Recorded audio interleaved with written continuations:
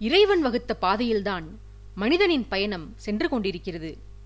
இறைவனே பாதையாக இருந்து, அவரே பயணத்தில் நம்மை சுமந்து செல்லும் வண்டியாக இருந்து, பாதையை காட்ட ஒளியூட்டும் விளக்காக இருந்து நம்மை அழைத்துச் செல்கிறார். அந்த நாயகனை சாரதியாக ஏற்றுக்கொண்டு அவர் காட்டும் நற்பாதையில் பயணம் சென்றோமானால் நாம் சென்றடையும் இடம் சொர்க்கம் போல சுகமாக இருக்கும். பாதை மாறி படைத்தவனை பகைத்துக் கொண்டு தலைகணத்துடன் இருந்தோமானால் நரகத்தில் தவிக்கப் போவது உறுதி. இந்த கதையிலும் அப்படித்தான் பலரும் இறைவனை எதிர்த்து கொண்டு நரகத்தின் கதவை தேடிச் சென்று தட்டி இன்பத்தை தொலைத்தார்கள். மற்றவர்களோ உத்தமர்களாக இருந்து இறை அருளை பெற்று எதிர்கால தலைமுறையினரும் போற்றும்படி வாழ்ந்து வந்தனர். வாகினி தன் தந்தையிடம் முன்பே தகவல் தெரிவித்திருந்ததால் வீட்டு வாயிலில் மணிமாறனும் அவரது மனைவியும் அரசனை வரவேற்க தயாராக காத்திருந்தனர். வந்தவனை வீட்டினுள் அழைத்துச் சென்ற மனிதர் அரசனை இருக்கையில் அமரச் சொல்லி கேட்டுக்கொள்ள, அமருவதற்கு பதிலாக ஆதித்யன் நெருங்கி வந்து மணிமாறனை இறுகத் தழுவிக்கொண்டான். பணி முடிந்து வீடு திரும்பியிருந்த வாகினி அறைக்குள் ஓய்வெடுத்துக் கொண்டிருந்தாள். கூடத்தில் அரசனின் குரல் கேட்கவே அவனை வரவேற்பதற்காக அறையை விட்டு வெளியே வந்தாள். அங்கே அரசன் தன் தந்தையை அணைப்புச் சிறையில் அடைத்து வைத்திருந்ததை பார்த்தவள், அரசருக்கு இன்று என்ன ஆனது? அவர் ஏன் இன்று வினோதமாக நடந்து கொள்கிறார்? மாமனார் வீட்டிற்குதானே சென்று வந்தார், என்ன நேர்ந்திருக்கும் அங்கு என்று மனதிற்குள் எண்ணியவாறே தனக்கு முதுகை காட்டிக் கொண்டிருந்த அரசனின் பின்னால் நின்றவாறு மனதினுள் யோசித்து வந்தாள். திரும்பி பார்க்காமலேயே ஆதித்யன் அவளிடம், வாகினி, எனக்கு எதுவும் ஆகவில்லை அம்மா, நான் நலமுடன் தான் இருக்கிறேன் என்று சொல்லிக்கொண்டே அவள் புறமாக திரும்பினான். அப்போதுதான் அங்கு அசைவின்றி வாய்ப்பிழந்து நின்றிருந்த வாகினியின் அன்னையைக் கண்டான் அரசன். வந்தவனுக்கு பலகாரம் எடுக்க உள்ளே சென்ற வாகினியின் அன்னை கூட அரசன் செய்த காரியத்தை பார்த்தவுடன் அதிசயத்தை பார்த்தவரைப் போல அசையாமல் நின்றிருந்தார். அரசன் அவரிடம், நான் வந்து இத்தனை நேரம் ஆகிறது, நீங்களானால் என்னை பார்த்தபடி இங்கேயே நிற்கிறீர்கள். நான் உண்பதற்கு எனக்கு பலகாரம் கொடுக்க மாட்டீர்களா? பலகாரம் கூட வேண்டாம் அம்மா, இரவு உணவை இங்கேயே உண்டு கொள்கிறேன். எனக்கு உடனே உணவு தயார் செய்ய சொல்லுங்கள். பதார்த்தங்களில் 10 கரண்டிக்கு மேல் நெய் சேர்க்க வேண்டாம், ஏனெனில் இரவு வேளைகளில் நான் நிறைய நெய் சேர்த்துக் கொள்வதில்லை என்று குறும்பாகச் சொல்லி சிரித்தான். வாகினி அரசனிடம், ஆம் பிரபு, 10 கரண்டி என்பது மிகவும் சொற்ப அளவுதான், உணவு கட்டுப்பாடு அவசியம்தான் பிரபு என்று கிண்டலாகச் சொல்லி சிரித்தாள். ஆதித்யனும் சிரித்துவிட்டு பின்பு இருக்கையில் அமர்ந்து மணிமாறனை தனக்கு அருகில் அமரச் சொன்னான். அருகில் அமர்ந்தவரின் கைகளை பிடித்துக்கொண்டு, அதிகாரி, வாகினி என் மீது எப்படி இத்தனை பக்தியும் பாசமும் கொண்டுள்ளாள் என்று பலமுறை எண்ணி வியந்திருக்கிறேன். ஆனால் இப்போதுதான் தெரிகிறது, அவளுடைய அந்த குணங்கள் எல்லாம் அவளுடைய தந்தையான தங்களிடமிருந்துதான் வந்திருக்கிறது என்று. வீரப்பெண்மணியை பெற்று அவளை ஆதித்யனுக்கு விசுவாசியாக வளர்ப்பேன் என்று என் தந்தைக்கு அன்று நீங்கள் கொடுத்த வாக்கை நிறைவேற்றிவிட்டீர்கள். உங்கள் மகளிடம் நான் அன்பு செலுத்தி என் தந்தை உங்களுக்கு அளித்த வாக்கை நான் நிறைவேற்றி வருகிறேன். எனது இந்த உயிர் நீங்கள் காப்பாற்றிக் கொடுத்ததுதான் என்று இன்றுதான் நான் தெரிந்து கொண்டேன் அதிகாரி. 1வது வயதிலேயே மாண்டு போயிருக்க வேண்டியவன் நான். என்னை காப்பாற்றியதோடு அரியணையில் ஏற்றி என்னை அழகு பார்த்து உங்கள் பெண்ணை எனக்கு காவலாக அனுப்பி இன்று வரையிலும் என்னை காத்து வருகிறீர்கள் தாங்கள். அமரேந்திரனும் தாங்களும் நடைமுறையில் எதிரிகளாக இருக்கலாம், ஆனால் நீங்கள் இருவருமே என் மீது அளவற்ற அன்பு கொண்டுள்ளீர்கள். இருவருமே பெற்ற பிள்ளைகளை எனக்காக அர்ப்பணித்து விட்டீர்கள். மகன் என்னை பகைத்துக் கொண்டான் என்பதற்காக பெற்ற மகனையே வீட்டை விட்டு விரட்டிவிட்டார் அமரேந்திரன். எனக்கு துரோகம் செய்த காதலனை பழி தீர்ப்பேன் என்று சூளுரைத்து காத்திருக்கும் நெஞ்சுறுதி கொள்ளும்படி மகளை வளர்த்து வந்துள்ளீர்கள் தாங்கள். உங்களுக்கும் அமரனுக்கும் நான் என்ன கைமாறு செய்யப்போகிறேன் என்றே தெரியவில்லை அதிகாரி என்று நெகிழ்ந்தான். மணிமாறன் ஆதித்யனை வருடி கொடுத்து, நீங்கள் பேசுவதை பார்த்தால் மகாதேவனை சந்தித்து வந்திருக்கிறீர்கள் என்று எண்ணுகிறேன். நான் தங்களை காத்தது ஒரு முறைதான் பிரபு, ஆனால் தாங்கள் எதிரிகளிடம் போரிட்டு என்னையும் இந்த ராஜ்யத்தையும் காத்து வந்துள்ளது பலமுறை. நான் அரசாங்க சேவகன், இளவரசரை காக்க வேண்டியது என்னுடைய கடமை. அதைத்தான் அன்றும் செய்தேன், என்றும் செய்து வருவேன் என்று அவர் சொல்லிவர, ஆதித்யன் அவரிடம், நல்லது அதிகாரி, அப்படியெனில் தாங்கள் எனக்கு ஒரு உதவி செய்தாக வேண்டும். நான் பார்க்கவ நாட்டிற்கு பயணம் மேற்கொள்ளவிருக்கிறேன். நான் சென்ற பிறகு நீங்கள் விஜயேந்திரனுடன் சேர்ந்து கோட்டை காவலை பார்த்து கொள்ள வேண்டும் என்று குரலில் கட்டளையிடுவது போன்றும் உடல் மொழியில் மன்றாடல் போலும் கேட்டுக்கொள்ள மணிமாறன் மறுக்காமல் மன்னனின் கோரிக்கையை ஏற்றுக்கொண்டார். விருந்துணவை முடித்துவிட்டு ஆனந்தமாக அந்தப்புறம் திரும்பினான் அரசன். எஜமானியின் அனுமதியின்றி எந்த ரகசியத்தையும் கசியவிட மாட்டான் என்று ஜெயந்தன் அமரேந்திரனை பற்றி யூகித்து வைத்திருந்தது அணுவளவும் பிசகில்லாமல் அத்தனையும் உண்மையாக இருந்தது. அங்கே தலைநகரை விட்டு நீங்கிச் சென்றிருந்த அமரன் வனபத்ராபுரி செல்லாமல் தன் மனைவி சுசீலையின் ஊருக்கு சென்றிருந்தார். ரகசியத்தை தெரிந்து கொள்ள அரசன் எப்படியும் ஆள் அனுப்புவார் என்று அவருக்கு தெரியும். வனபத்ராபுரி சென்றால் அங்கு தன்னுடன் ஊர்க்காரர்கள் அரண்மனை குறித்தும் நீலாதேவி குறித்தும் உரையாடும் போது மறைந்திருக்கும் அரசனின் ஆட்களுக்கு விஷயம் தெரிந்து போக வாய்ப்பிருக்கிறது என்பதால் அமரன் முன்கூட்டியே யோசித்து சுசீலையின் ஊருக்கு சென்றிருந்தார். பல காலமாக வராத மனிதன் வந்திருந்ததாலும் மகன் வருணனுக்கு பெண் கொடுக்க ஊர்க்காரர்கள் பலரும் தூது அனுப்பியும் எவரையும் மகன் அருகில் கூட நெருங்க விடாமல் தடுத்து வந்ததாலும் அமரனுக்கு உபசரணைகள் செய்வதிலும் அவருடன் சண்டை போடுவதிலும் அவ்வூர்க்காரர்கள் தீவிரமாக இருந்து வந்தனர். அவற்றையெல்லாம் சிரித்து ரசித்தபடி சுசீலை வேடிக்கை பார்த்தாள். ஆதித்யனின் ஒற்றனுக்கு அவன் தேடிச் சென்ற தகவல் கிடைக்காமல் போனது. திட்டமிட்டபடி மறுநாளே சௌபர்ணிகாவையும் ஆதவனையும் அழைத்துக் கொண்டு சௌபவதம் சென்றான் ஆதித்யன். சென்றவன் ராகவனுடன் சேர்த்து மெய்க்காவல் தளபதி அமுதனையும் உடன் அழைத்துச் சென்றான். செல்லும் வழியில் தான் அறிந்து கொண்ட ரகசியங்களை எல்லாம் மனைவியிடம் சொன்னவன் எல்லா பிரச்சனைகளுக்கும் விரைவில் தீர்வு கிடைக்கும் என்று மனைவிக்கு நம்பிக்கையூட்டினான். சௌபாவோ, எனக்கு இருக்கும் ஒரே பிரச்சனை வருணன்தான் பிரபு. இத்தனை காலம் அவர் ஒருவரால் தான் நான் தங்கள் பாதுகாப்பு விஷயத்தில் தைரியமாக இருந்து வந்தேன். இன்று அதே வருணனால் தான் பயந்து நடுங்கிக் கொண்டிருக்கிறேன் பிரபு. அவர் உங்களுக்கும் ஆதவனுக்கும் தீங்கு விளைவித்துவிடக் கூடாது என்று ஒவ்வொரு நொடியும் பிரார்த்தித்து வருகிறேன் என்று வருந்தியபடி கூறி வந்தாள். ஆதித்யன் மனைவியை வருடி கொடுத்து, அச்சம் கொள்ளாதே சௌபா, வருணனால் எனக்கு எந்த ஆபத்தும் நேராது. அவன் என் மீது கோபமாக இருந்தாலும் என் கழுத்தில் பிறர் கத்தி வைப்பதை பார்த்து அவன் பொறுத்து கொண்டிருக்க மாட்டான். அப்படி என் உயிருக்கு ஆபத்து ஏற்படும் அந்த கணம் அவன் தனது பகையெல்லாம் மறந்து மறுபடியும் என் விசுவாசியாகவே மாறிவிடுவான். அமரேந்திரனின் புதல்வன் அவன். தந்தைக்கு இருக்கும் விசுவாசத்தில் கால்வாசி கூடவா மகனுக்கு இல்லாமல் போய்விடும்? ஒருவேளை அவன் விசுவாசத்தை வேறறுத்துவிட்டு என் மீது பகை என்னும் அஸ்திரத்தை ஏந்தினானெனில் அப்போது நான் அவனிடம் என்னை பற்றிய அவன் தந்தை பற்றிய எல்லா ரகசியங்களையும் கூறி அவனை மனம் திருந்த செய்கிறேன். சரியா? நீ வருத்தம் கொள்ளாதே என்று மனைவியை சாந்தப்படுத்தி அன்னை வீட்டிற்கு அழைத்துச் சென்றான். அங்கு நந்திவர்மனும் அவர் தம்பி சிம்மவர்மனும் செய்த உபசரிப்பில் திக்குமுக்காடி போனான் ஆதித்யன். 2 நாட்கள் பயணப்பட்டு சென்றிருந்தவன் பயணத்தால் உண்டான உடல் அலுப்பு நீங்கும் முன்னதாகவே மாமியார் மாமனார்களிடம், வெகு நாட்கள் இங்கேயே இருந்து உங்கள் அன்பு மழையில் நனைந்து வர வேண்டும் என்று எனக்கும் ஆசைதான். ஆனால் அடுத்த பயணத்திற்கு தயாராவதற்காக உடனே நாடு திரும்ப வேண்டிய கட்டாயத்தில் உள்ளேன். அதனால் பிறகொரு சமயம் வந்து விருந்துண்டு பல நாட்கள் தங்கிச் செல்கிறேன் என்று பெரியவர்களிடம் கூறிவிட்டு வசுமித்ரா திரும்பினான் ஆதித்யன். சௌபவதம் சென்ற போதும் சரி, சென்று திரும்பிய போதும் சரி, ராகவனின் நெஞ்சம் அலைக்கடலாக தவித்துக் கொண்டிருந்தது. நந்திவர்மனின் கர்வத்தை அடக்க சௌபர்ணிகாவை தான் கடத்திச் சென்று சௌபவதத்தில் சேர்ப்பிக்கத்தான் முடியாது. குறைந்தது ஆதித்யனின் அனுமதியோடு அவளை தான் மட்டும் தனியாக அழைத்துச் சென்று உன் பெண்ணை பத்திரமாக சேர்ப்பித்து விட்டேன். நான் ஆண்மகன் மட்டுமல்ல, மனிதாபிமானம் உள்ள மனிதனும் கூட, அரசன் ஆதித்யவர்மனுக்கு நண்பனாக இருக்க தகுதியுள்ள கண்ணியவானும் கூட என்று நந்திவர்மன் வெட்கித் தலை குனியும்படி அவருக்கு ஆணித்தரமாக விலக்கிவிட்டு வரலாம் என்று எண்ணியிருந்தவனுக்கு அவனுடைய ஆசை ஆதித்யனால் தவிடு பொடியானது. நந்திவர்மனது தலைகணத்தை போக்கிவிட்டு தன்னுடைய சுயரூபத்தை ஆதித்யனிடம் வெளிப்படுத்தலாம் என்றுதான் காத்திருந்தான் ராகவன்.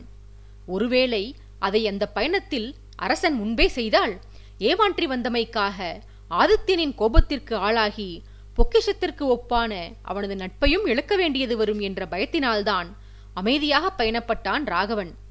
ஆயினும் நந்திவர்மனை பார்த்த வரையில், அவருடன் பழகிய வரையில், இந்த மனிதர் பிறரை அவமதிப்பவராகவோ அடுத்தவர் பொருளுக்கு ஆசைப்படுபவராகவோ தெரியவில்லையே.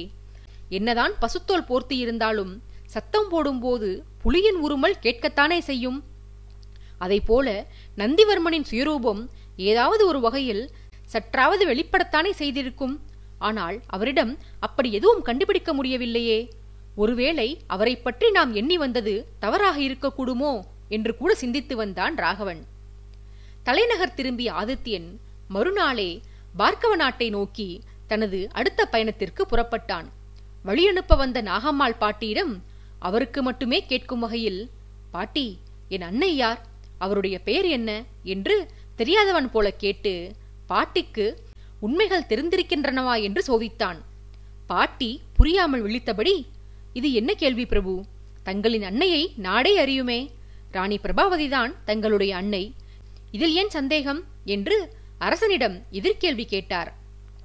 பாட்டிக்கு உண்மை தெரிந்திருக்கவில்லை என்பதை அவரது முகபாவத்திலிருந்தே புரிந்து கொண்ட அரசன் அவருக்கு பதில் ஏதும் சொல்லாமல் புன்னகை மட்டும் சிந்திவிட்டு கிளம்பினான்.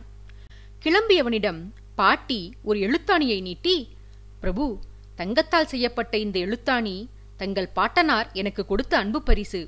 அவரது புதல்வரின் உயிரை நான் காத்ததற்காக எனக்கு பொன்னும் பொருளும் அள்ளி கொடுத்தார். எதையுமே ஏற்றுக்கொள்ளாத நான் இந்த எழுத்தாணியை மட்டும் அவரிடமிருந்து பெற்றுக்கொண்டேன். இதை என் பேரன் அரவிந்தனுக்கு அன்பளிப்பாக வழங்க வேண்டும் என்று ஆசைப்படுகிறேன் பிரபு. அரவிந்தனுக்கு 2 அண்ணன்மார்கள் இருந்தும் ஏனோ எனக்கு அரவிந்தன் தான் முடிசூட்டிக் கொள்ளப் போகிறார் என்று தோன்றுகிறது பிரபு. என் யூகங்கள் இதுவரையிலும் பொய்யானதில்லை. பார்க்கவ நாட்டின் வருங்கால அரசர் அரவிந்தன்தான். அவரது பட்டாபிஷேகத்திற்கு வழங்கப்பட்ட முதல் பரிசு நான் வழங்கியதாக இருக்கட்டும் அரசே. கூடிய விரைவில் அரவிந்தனின் வாழ்க்கையே மாறவிருக்கிறது. அவர் வாழ்வில் பெண்ணொருத்தி வரவிருக்கிறாள். இளவரசர் அரவிந்தன் என் மீது அன்பு கொண்டிருப்பவர். எனக்கும் அவர் மீது அளப்பரிய பாசம் இருந்து வருகிறது. ஆகையால் அவர் வாழ்வில் ஏற்பட போகும் நல்ல பல மாற்றங்களுக்காக அவரை ஆசீர்வதித்து இதை கொடுக்கிறேன். நான் கொடுத்ததாக சொல்லி இந்த எழுத்தாணியை அவரிடம் சேர்ப்பித்து விடுங்கள் பிரபு என்று கோரி அதனை அரசனிடம் நீட்டினார் பாட்டி. அந்த எழுத்தாணியை கைகளில் வாங்கிக் கொண்ட ஆதித்யன், என் பாட்டி, எத்தனை வருடமாக நான் உங்களுடன் இருந்து வருகிறேன். நான் எத்தனை அன்பு கொண்டுள்ளேன் தங்கள் மீது. இதுவரையிலும் எனக்கு பரிசு கொடுக்க வேண்டும் என்று உங்களுக்கு தோன்றியிருக்கிறதா? நேற்று வந்து அரவிந்தனுக்கு கொடுக்கிறீர்கள், அதுவும் என் தாத்தா உங்களுக்கு வழங்கிய பரிசை. இருக்கட்டும், ஜெயந்தன் தாத்தாவின் அன்பை பங்கு போட வருணன் இருக்கிறான். உங்களது அன்பை பங்கு போட இந்த அரவிந்தன் வந்துவிட்டான். சதிகார பயல்கள் என்று திட்டியபடி நடித்து எழுத்தாணியை பெற்றுக்கொண்டான் அரசன். வழியனுப்ப வந்த அனைவரிடமும் விடை பெற்றுக்கொண்டு பயணத்தை துவங்கினான். அங்கே மற்றொரு முனையில் தூர தேசமான சிங்காதனபுரம் சென்றிருந்த வருணனின் பயணம் முற்று பெற்றிருந்தது. கோட்டை வாயிலில் சோதனைகளுக்காக வரிசையில் நின்று கொண்டிருந்தான் அவன். அவனுடன் சென்றிருந்த ஆதித்யனின் எதிரி நாட்களுள் ஒருவன், தளபதி, நாம் சந்திக்க வந்திருப்பதோ ஆதித்யனின் நண்பனை என்று ஆரம்பித்தவன் தனது வார்த்தை பிரயோகத்தை திருத்தி, மன்னித்துக் கொள்ளுங்கள், அரசர் ஆதித்யனின் நண்பனை, சரிதானே? எப்படி அரசரின் நண்பர் அவரது எதிரிகளான நமக்கு உதவி புரிவார்? நீங்கள் சிறையிலிருந்து தப்பி வந்த செய்தி அந்த நண்பருக்கு தெரிந்துவிட்டால் நம்மை அவர் மன்னிப்பாரா? நண்பனுக்கு துரோகம் செய்தவர்கள் என்று நம் மூவரையும் இந்நாட்டு சிறையில் அடைத்துவிட மாட்டாரா? இந்த நாட்டை பற்றி வரும் வழியில் நாங்கள் கேள்விப்பட்டதெல்லாம் மிகவும் அச்சமூட்டும் வகையில் இருந்தன தளபதி. எல்லையில் சோதனை சாவடியில் காத்து கொண்டிருந்த போது அங்கு உடன் நின்றிருந்த இந்நாட்டு மக்கள் வர்ணித்த போதுதான் நாட்டை பற்றி வழிப்போக்கர்கள் கூறியவை வெறும் சொற்பம்தான். தீயவர்களுக்கு இந்நாடு நரகத்தை விட கொடுமையான இடம் என்று உணர்ந்து கொண்டோம். கருட புராணத்தில் கூறப்பட்டுள்ளது போன்று இந்நாட்டில் கொடுக்கப்படும் தண்டனைகள் கொடுமையாக இருக்குமாம். நாட்டின் தளபதி தவறு செய்தோரை மரணத்திற்காக மன்றாடச் செய்வார் என்றெல்லாம் கேள்விப்பட்டோம் தளபதி. அதையெல்லாம் கற்பனையில் எண்ணி பார்க்கும் போதே நெஞ்சம் பதறுகிறது. அரசர் ஆதித்யவர்மரைத்தான் யமதேவன் என்று எண்ணியிருந்தோம். ஆனால் இந்நாட்டு மக்கள் கூறுவதை கேட்டால் யமதர்மன் இரட்டை வேடம் பூண்டு இங்கும் சஞ்சரித்து வருகிறான் போலவே. இனம் இனத்தோடுதான் சேரும். ஆகையால்தான் வசுமித்ராவின் யமன் ஆதித்யன் இந்த சிங்காதனபுரத்தின் யமன் வீரபிரதாபனுக்கு நண்பனாக இருக்கிறான் என்று பயத்தில் பிதற்றி வந்தான். வருணன் பேசியவனை முறைத்து, நீ தவறு மேல் தவறு செய்கிறாயடா. பிரபுவை மரியாதையாக பேசு என்று முன்னரே கூறியிருக்கிறேன். அவரால் கொல்லப்பட்டது என் மனைவி. நானே அவரை மரியாதையாகத்தான் பேசுகிறேன். உனக்கு என்ன அவருடன் அத்தனை பகை? உன் எஜமானனுக்கு தானே அரசர் தீங்கிழைத்தார் என்று சொன்னாய். பிறகு நீ ஏன் அவரை துவேஷிக்கிறாய்? இத்தனை கோபம் நல்லதல்ல தம்பி. இன்னொன்று, இந்நாட்டின் கோட்டை வாயிலில் நின்று கொண்டு இம்மக்கள் தெய்வமாக போற்றி துதித்து வரும் தளபதி வீரபிரதாபனை எமன் என்கிறாய். வரிசையில் நிற்பவர்கள் யார் காதிலாவது விழுந்தால் பிறகு உண்மையிலேயே அந்த யமதேவனுக்கு நீதான் இன்று மதிய விருந்தாவாய். நாவடக்கம் தேவையடா. ஆதித்யனின் நண்பர் நமக்கு எப்படி உதவுவார் என்று கேட்டாயே, அவரை உதவ வைப்பது நம் பேச்சு சாமர்த்தியத்தில்தான் உள்ளது. கூடவே ஒரு பெண்ணை கொன்று ஆதித்யனே ஒரு தவறையும் செய்திருக்கிறார். அந்த தவறை விளக்கமாக எடுத்துரைத்து கூட கொஞ்சம் கற்பனை கதையெல்லாம் கலந்து தளபதியிடம் கூறினால் போதும். அவர் அதையெல்லாம் நம்பி நமக்காக உதவ முன்வருவார் என்று தன் நண்பர்களுக்கு அறிவுறுத்தி கொண்டிருந்தான் வருணன். அவர்கள் தேடிச் சென்றிருந்த வீரபாகு என்னும் வீரபிரதாபன் அறிவிலும் ஆற்றலிலும் உடல் வலிமையிலும் ஆதித்யனுக்கு சற்றும் குறைவில்லாதவன். அனைத்து கலைகளையும் கற்றுத் தேர்ந்து சிங்காதனபுர நாட்டின் முதன்மை வீரனாக திகழ்ந்து வந்தான். வீரர்களுக்கு முன்மாதிரியாகவும் கதாநாயகனாகவும் விளங்கியவன். கன்னியர்களின் மனம் கவர்ந்த கல்வனாகவும் திகழ்ந்தவன். கயவர்களுக்கு காலனாக விளங்கினான். தவறிழைத்தவர்களின் குற்றம் நிரூபிக்கப்பட்டால் அதற்கு மேல் அங்கு பேச்சுவார்த்தைகளே கிடையாது. நார்ச்சந்தியில் நிற்க வைத்து குற்றம் செய்தவனுக்கு கொடூரமான பல தண்டனைகள் வழங்க உத்தரவிடுவான் பிரதாபன். அந்த தண்டனைகளை காதால் கேட்பவர்கள் கூட தவறிழைப்பதை பற்றி கனவிலும் கருத மாட்டார்கள். பகைவர்களிடம் பாயும் புலியாக சீறுபவன் பாசம் வைப்பவர்களைக் கண்டால் பச்சை குழந்தை போல அவர்களின் அன்புக்கு அடிமையாகி விடுவான். நாட்டின் ஒட்டுமொத்த வீரர்களையும் தனது கட்டுப்பாட்டில் தனக்கு கீழ்ப்படிந்து நடக்கச் செய்திருப்பவன் மனைவியின் முன்னால் கோழையாகி விடுவான். எத்தனைதான் இடையறாத அலுவல்கள் இருந்தாலும் அடிக்கடி தன் இளவயது தோழன் பரிதிவர்மனை எண்ணி பார்க்க தவறமாட்டான். நண்பனின் உண்மை பெயரும் ஊரின் பெயரும் தெரியாமல் எங்கெங்கோ தேடி அலைந்தும் நண்பனை கண்டுபிடிக்க முடியாததால் ஆருயிர் தோழனை சந்திக்கும் காலத்தை விரைவில் கைகூடச் செய்யும்படி விதியிடமும் அந்த விதியை படைத்த இறைவனிடமும் வேண்டிக் கொண்டிருந்தான் பிரதாபன். பாலகப் பருவத்திலேயே தாய் தந்தையரை இழந்தவனை தூக்கி வளர்த்தவர் பிரதாபனுடைய தூரத்து உறவினரான தீர நரசிங்கவர்மன் தான். இம்மன்னர் வசுமித்ராவின் முன்னாள் வேந்தர் சோமவர்மனின் நெருங்கிய நண்பர். நட்பு நிமித்தமாக அடிக்கடி இருவரும் சந்திப்புகளை மேற்கொள்ளாவிடினும் விசேஷ வைபவங்களில் கலந்து கொண்டு அளவலாவ இருவருமே தவறமாட்டார்கள். தங்கை உத்திரையின் திருமணத்திற்கு தன் நண்பனை வரவேற்று சோமவர்மர் அவரை இளையவள் பைரவியிடம் காட்டி மணந்து கொள்ளும்படி கூறியது இந்த நரசிங்கவர்மனைத்தான். ஆனால் பைரவியின் பிடிவாதம் அவளுக்கு கிடைத்திருக்க வேண்டிய நல்வாழ்விலிருந்து அவளை வெகு தூரம் அழைத்துச் சென்று பாழுங்கிணற்றில் தள்ளிவிட்டது. ஒருவேளை அன்று இளவரசனாக இருந்த இந்த நரசிங்கவர்மனை பைரவி மனம் செய்திருந்தாளானால் அவள் வாழ்வில் எந்த விபரீதமும் நேர்ந்திருக்காது. இல்வாழ்க்கை, குழந்தை பேர் என அவள் இன்பமாக காலத்தை கழித்திருப்பாள். பிடிவாதத்தின் பிடியில் அகப்பட்டு கொண்டு விதியின் கோரத்தாண்டவத்தில் சிக்கி பைரவி தன் வாழ்வை நரகமாக்கிக் கொண்டாள். பைரவியின் ஆசைப்படி நரசிங்கன் இளம் வயதிலேயே ஏகபத்தினி விரதம் மேற்கொண்டிருந்தார். தன் மனதிலும் வாழ்விலும் ஒரு பெண்ணுக்கு மட்டுமே இடம் என்று கொள்கை கொண்டிருந்தார். அந்த கொள்கையை சந்தேகப்பட்டு பிற்காலத்தில் நரசிங்கன் மனம் மாறிவிடுவார் என்று வாதிட்டுதான் அவரை நிராகரித்தாள் பைரவி. ஆனால் அந்த உத்தமர் தன் உயரிய கொள்கையை உயிரினும் மேலாக மதித்து ஒப்பற்றவராக வாழ்ந்து வந்தார். நரசிங்கன் அன்பானதொரு பெண்ணை மணந்து அவருடன் இன்பமாக இல்லறம் செய்து சித்திரமேனகை என்ற பெண்ணை பெற்றெடுத்தார். எதிரியின் ஆயுத பிரயோகத்திலிருந்து தன்னை காக்கப் போய் இன்னுயிரை தொலைத்த மனிதரின் மகனான வீரபாகுவை பெற்ற பிள்ளைக்கும் மேலாக அன்பை கொட்டி வளர்த்து வந்தார் நரசிங்கவர்மன். பாகுவிற்கு அனைத்து கலைகளையும் கற்றுக் கொடுத்து அவனை வீரத்தில் இணையற்றவனாக்கினார். சிறுவயதில் அவனை கேரளத்திற்கு அனுப்பி களரிவித்தை பயில வைத்தார். அந்த பயிற்சி காலத்தில்தான் மாணவர்கள் உண்மை அடையாளங்களை வெளிப்படுத்திக் கொள்ளக்கூடாதென்ற பயிற்சி பள்ளியின் விதிமுறைப்படி வீரபாகு தனது குரு அச்சுதவர்மனால் வீரபிரதாபன் என்ற பெயரை பெற்றான். எப்பேற்பட்ட வித்தையானாலும் அதை நொடியில் கற்றுக்கொள்ளும் திறம் படைத்திருந்த பார்த்தனான அர்ஜுனனின் மறுபிறப்பாகவே பிரதாபனை எண்ணி வந்திருந்தார் அச்சுதவர்மன்.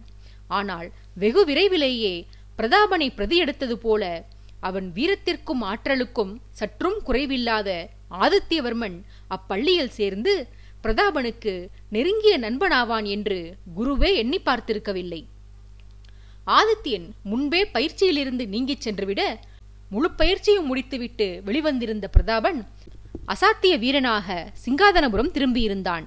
வீரத்தில் மட்டுமில்லாது விவேகத்திலும் நற்பண்புகளிலும் அளப்பரியவனாக திரும்பியிருந்த பிரதாபனை அவன்தான் தன் நாட்டின் எதிர்காலம் என்று நம்பிக்கை கொள்ள ஆரம்பித்தார் அரசர்.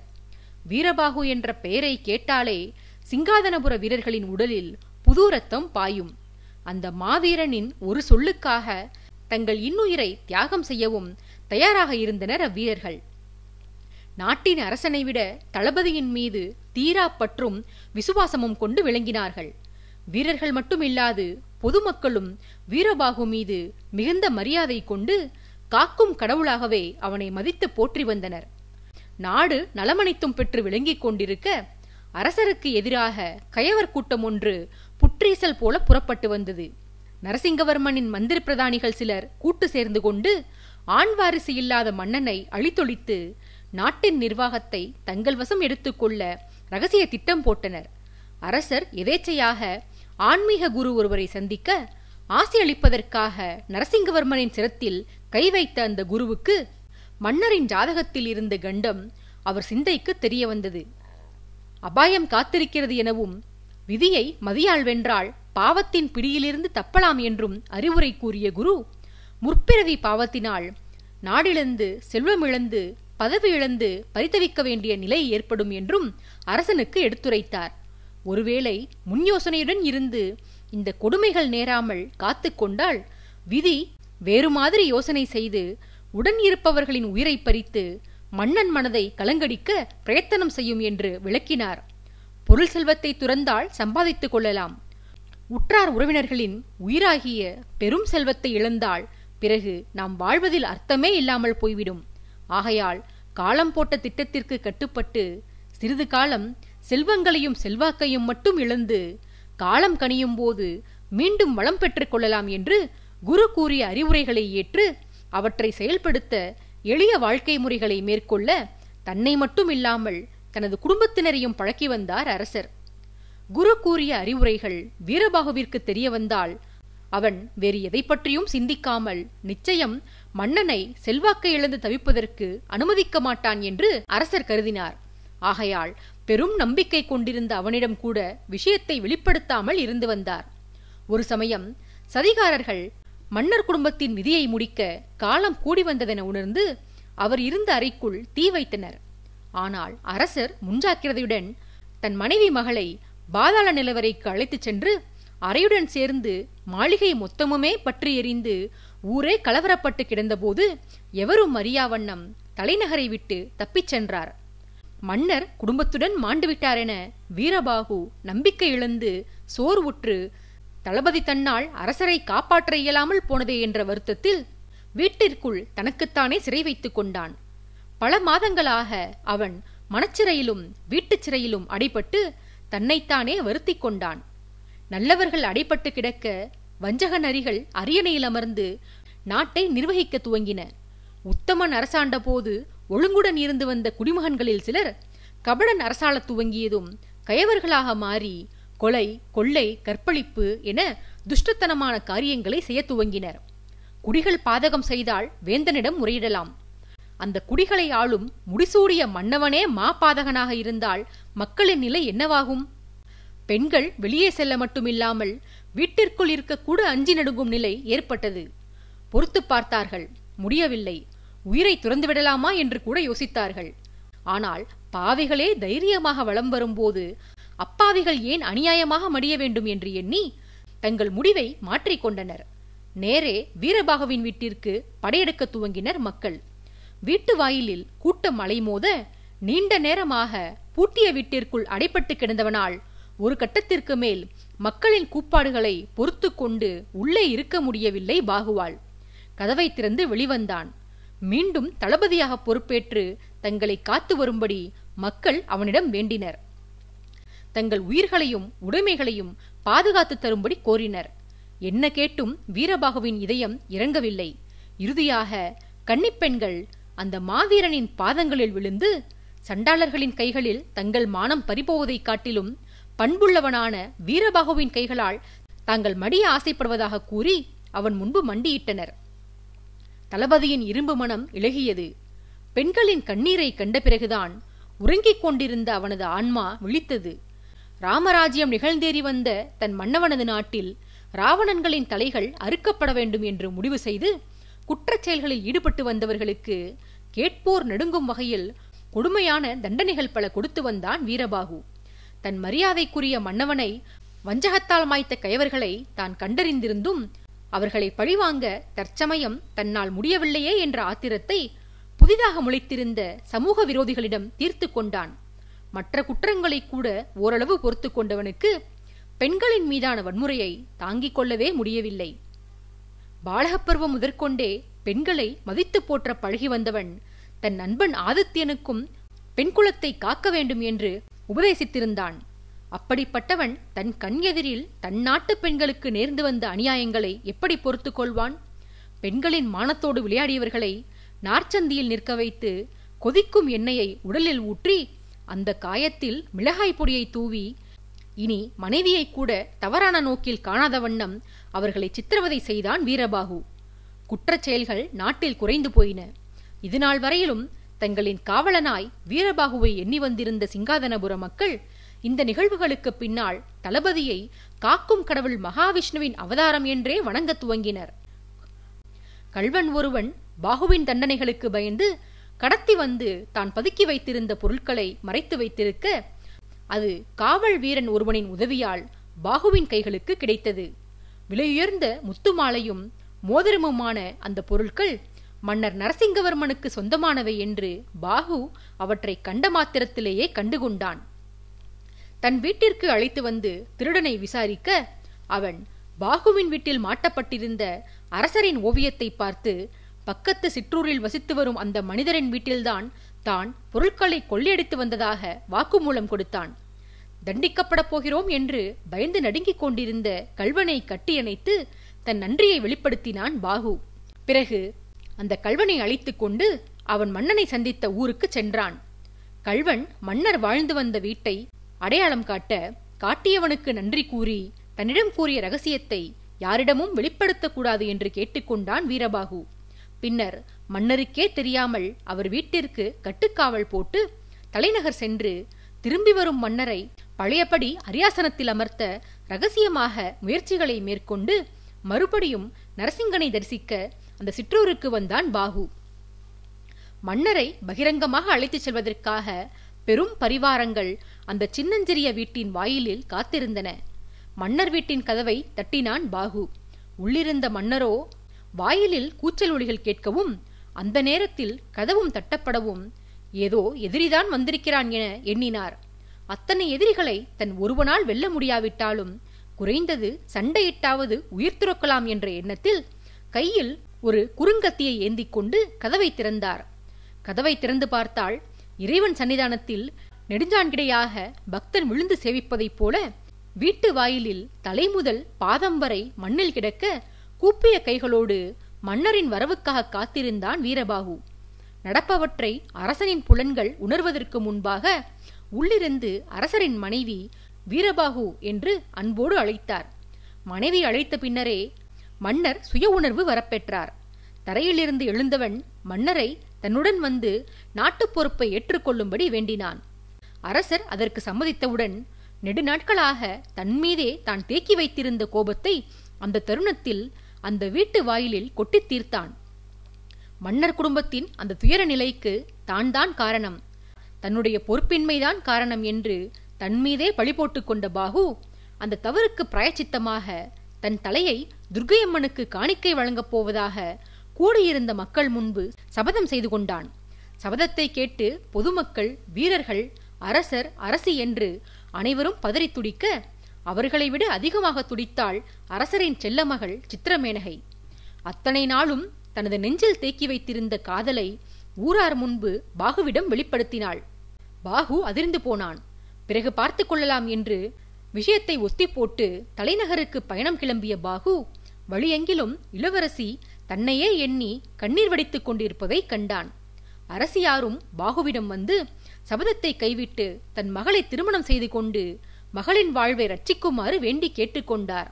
அத்துடன் மேனகையின் காதல் விஷயம் ஊருக்கே தெரிந்துவிட்டதால் இனி அவள் வேறு ஒருவனை மணந்தால் அவள் கண்ணியத்திற்கு களங்கம் விளைவிக்கப்படும் என்றும் அந்த அன்னை அழுது மன்றாட வேறு வழியின்றி வீரபாகு மேனகையிடம் சென்று அவள் மனதை மாற்ற முற்பட்டான். மேனகையோ தனது காதலில் தீவிரமாக இருந்தாள். மகளின் மனவாட்டத்தை கண்ட நரசிங்கவர்மர் பாகுவை மனதார காதலித்து விட்டதால் இனி பாகுவிற்கு ஏற்பட போகிற முடிவே தன் மகளுக்கும் வந்து சேரும் என்றும், காதலன் எதை ஏற்கிறானோ அதைத்தான் தன் அருமை மகளும் ஏற்க வேண்டும் எனவும் அனைவரும் கேட்கும்படியாக ஆணையிட்டு விட்டார். மேனகை மகிழ்ந்தாள். காதலன் வாழ்ந்தால் அவனுடன் சேர்ந்து தானும் இன்ப வாழ்வை மேற்கொள்ளலாம். அவன் மடிந்தால் அவன் அருகில் இருந்தபடி அம்மனுக்கு தலையை காணிக்கையாய் தந்து தானும் மடியலாம். மொத்தத்தில் வாழ்வோ சாவோ அது பாகுவுடன் தான் என்று எண்ணி உவகை கொண்டாள் மேனகை என்னும் அந்த கன்னிகை. எவ்வளவு மன்றாடியும் வீரபாகுவினால் மன்னரின் முடிவை மாற்ற முடியவில்லை. தலைநகர் திரும்பியதும் வஞ்சகர்களான எதிரிகள் வஞ்சகத்தினாலேயே வீழ்த்தப்பட்டனர். சூதை சூதால் வென்ற வீரபாகு மன்னரை பழையபடி அவரது அரியாசனத்தில் அமர்த்தினான். மறுநாளே தன் மகளுக்கும் பாகுவிற்கும் திருமண வைபவம் நடைபெறும் என்று கூடியிருந்த சபையோரிடம் அறிவித்தார் மன்னர். இறுதி நொடி வரை போராடி பார்த்தான் பாகு. மேனகையை அவன் திருமணம் செய்து கொள்ள மறுக்க அவன் சபதம் இல்லாமல் வேறொரு காரணமும் இருந்தது. ஒருத்திக்குதான் தன் உடலும் மனமும் சொந்தம் என்ற கொள்கையில் இருந்து வந்த பாகு முன்பொரு சமயம் தான் கண்களில் காயம்பட்டிருந்த போது தனக்கு மருந்திட்ட ஒரு பெண்ணிடம் தன் மனதை பறிகொடுத்திருந்தான். கண்களை திறந்து கன்னி அவளின் அழகு வதனத்தை காண காயம் அனுமதிக்காவிடினும் அவளது தளிர்கரங்கள் அந்த ஆடவனின் மேனியில் உரசியதும் ஏற்பட்ட இன்பத்தில் முகத்தை பார்க்காமலேயே பெண்ணவளிடம் காதல் வயப்பட்டிருந்தான் வீரபாகு. பெண்ணின் பெயரை கேட்க அவள் வார்த்தைகளால் பதில் கூறாமல் அந்த வீரனது மார்பில் தீட்டிய ஓவியத்தின் மூலம் தனது பெயரை வெளிப்படுத்தினாள். பாகுவிற்கு பெயர் புரியவில்லை. ஆனால் அந்த கரங்களை பிரிய மனமில்லாமல் அவற்றை இறுகப் பற்றினான். அடுத்த கணம் அவள் மின்னல் போல அங்கிருந்து மறைந்துவிட்டாள். அறையிலிருந்து அவள் ஓடிச் சென்றது தன்னுடைய தகாத நடத்தையால்தான் என்று பல காலம் வருந்தினான் பாகு. பெண்களின் மானத்தை காக்க உறுதியேற்று கொண்ட தான் இப்படி ஒரு பெண்ணின் அனுமதி இல்லாமல் அவள் கரத்தை தீண்டியது பெரும் குற்றம் என்று வருந்தினான். கண் காயத்தை பொறுத்து கொண்டு அறையிலிருந்து வெளிப்பட்டு அங்கு நின்றிருந்த தன் வீரர்களிடம் தன் அறைக்கு வந்து சென்ற பெண் யார் என்று பாகு விசாரித்தான். அவ்வீரர்களோ தங்கள் தலைவன் ஒரு பெண்ணை தேடியது அதுவே முதல் முறை என்பதால் தளபதிக்கும் அவனது வாலிபம் தன் வேலையை காட்டத் துவங்கிவிட்டது என்று மகிழ்ந்து, காதலால் காயம்பட்டவர்கள் பலர் இருக்க தங்கள் தலைவனோ காயத்தால் காதலை வரவழைத்துக் கொண்டானே என்று தங்களுக்குள் பேசியவாறு தலைவனை பரிகாசம் செய்தனர். அவர்களின் கேலிப்பேச்சுகளுக்கு தான் ஆளாகிவிட்டோமே என்று வருந்தினான் பாகு. ஒருபுறம் அந்த கன்னிகையை சந்தித்து அவளிடம் மன்னிப்பு கோர வேண்டும் என்பதற்காக பாகு அவளை தேடிக்கொண்டிருந்தாலும், மறுபுறம் இறகை விட மென்மையாக சுகமளிக்கக்கூடிய தேவதை அவளின் திருமுகத்தை ஒரு கணமாவது கண்டுவிட வேண்டும் என்ற ஆர்வத்தினாலும் அவளை தேடி வந்தான் பாகு. நாட்டிற்காக அவன் ஆற்ற வேண்டிய கடமைகளில் தீவிரமாக மூழ்கி போக பெண்ணவளை மறந்து போனான். கோடை காலத்தில் அரிதாக வீசும் வாடைக்காற்றை போல எப்போதாவது ஒரு சில சமயங்களில் மட்டும் தளபதியின் நெஞ்சகத்தில் வந்து எட்டி பார்த்து சென்றாள் அந்த பெண். மனதால் ஒருத்தியிடம் காதல் வயப்பட்டிருக்க திருமணம் செய்து கொண்டு கரத்தால் இன்னொருத்தியை தீண்டுவது தன் கொள்கைக்கு களங்கம் என்று எண்ணிய பாகு மேனகையுடனான தனது திருமணத்தை நிறுத்த போராடி வந்தான். தன்னை மணந்து கொண்டால் தான் சபதத்தை நிறைவேற்றிய பின்பாக இளவரசியின் வாழ்வு இறுதியை அடையுமே என்று கவலையில் ஆழ்ந்தான். ஆனால் அவளோ செல்வது நரகத்திற்கு என்றாலும் உடன் வருவது தன் காதலன் என்றால் அந்த நரகம்தான் தனக்கு சுகமளிக்கக்கூடிய இடம் என்று ஆனந்தத்தில் மிதந்து வந்தாள். மன்னரின் கட்டளைப்படி திருமணம் நடந்தேறியது. மன்னரின் குலதெய்வமான துர்க்கையம்மனின் ஆலயத்திற்கு சென்று தம்பதி சமேதராக அம்மனை பணிந்து அப்படியே அவள் பாதத்தில் பாகு இன்னுயிரை துறக்கும் நேரமும் வந்தது.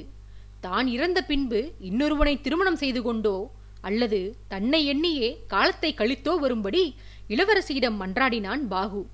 அவள் எதற்கும் அசைந்து கொடுக்கவில்லை. மேனகை நந்தவனத்தில் இன்பமாக நடமாடச் செல்வது போல கைவீசிக்கொண்டு தலையை கொடுக்க சென்றாள். இதை பார்த்த தளபதிக்கு மனைவி மீது கோபம் ஆர்ப்பரித்துக் கொண்டு வந்தது. இறுதியாக கருவறையின் வாயிலில் தம்பதி சமேதராக மண்டியிடச் சொல்லி அரசர் தன் மருமகனுக்கு ஆணையிட்டார். தளபதி உயிர் துறக்கப் போவதாக வெளிவந்த செய்தி நாடெங்கிலும் பரவ கோவிலின் முன்பு மக்கள் அலையலையாய் பொங்கி குவிய துவங்கினார்கள். ஏற்கனவே தங்கள் தளபதியை பறிகொடுக்கப் போகும் சோகத்தில் இருந்த படைவீரர்கள் மக்களின் உணர்ச்சி பிரவேசங்களை எதிர்கொள்ள முடியாமல் திண்டாடினர். நாட்டின் உபதளபதி மக்கள் முன்பு தோன்றி, தளபதியை காக்கும் வல்லமை அந்த கோவிலில் உறைந்திருக்கும் அந்த அம்மனிடம்தான் உள்ளது என்று எடுத்து கூறி அவளிடம் முறையிடுமாறு மக்களை கேட்டுக்கொண்டான். அதை ஏற்று நாட்டு மக்களும் கண்ணீர் தேங்கிய விழிகளுடன் தளபதியை காக்கச் சொல்லி துர்க்கையம்மனிடம் மன்றாடிக் கொண்டிருக்க, கோவிலின் உள்ளே முரசுகள் கடும் சத்தத்தில் முழங்கின. மனைவியை பற்றிய வேதனையிலேயே இறுக மூடிய விழிகளுடன் கருவறையின் முன்பு மண்டியிட்டபடி தலை குனிந்திருந்த தளபதி தன் இறுதி நொடிகளை எண்ணிக்கொண்டிருந்தான். அச்சமயம் முரசுகள் கொட்டுவது நிறுத்தப்பட்டது. பாகு அதிசயித்தான். தந்தை ஏதோ ஒரு திட்டம் போட்டு அத்திட்டத்தை வெற்றிகரமாக நிறைவேற்றிவிட்டார் என்று மேனகை மனதிற்குள் குதூகலித்தவாறு அசைவின்றி இருந்தாள். அச்சமயம் அரசர் சற்றும் சலனமில்லாமல் எழுந்து வருமாறு மகளையும் பாகுவையும் அழைத்தார். தலையை பலி கொடுக்காமல் எப்படி சபதத்தை நிறைவேற்றுவது என்று தளபதி தன் சந்தேகத்தை கேட்க, அங்கிருந்த பெரியோர்களோ, அம்மனின் பாதத்தில் தலை வணங்கினாலே அது தலையை கொடுத்ததற்கு ஒப்பாகும் என்று விளக்கினர். வேறு வழியின்றி அந்த ஞானிகளின் விளக்கத்தை ஏற்றுக்கொண்டு தேரில் ஏறி அரண்மனை திரும்பிய பாகுவிடம் அவன் மனைவி சில்மஷம் செய்தபடியே உடன் சென்றாள். மேனகை என்று அழைத்து வந்த கணவனிடம் தன்னை சித்ரா என்று அழைக்கும்படி கேட்டுக்கொண்டாள்.